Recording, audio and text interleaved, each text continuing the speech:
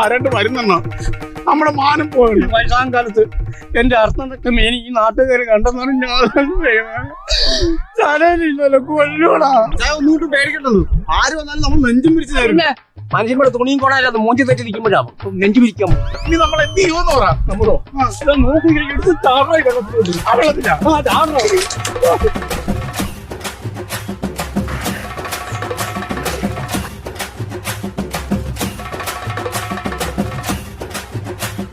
അയ്യോ